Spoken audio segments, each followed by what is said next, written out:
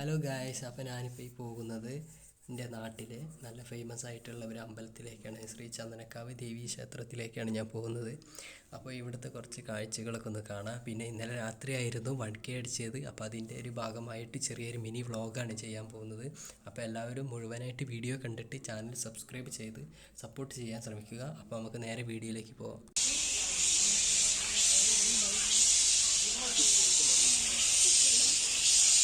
Oh.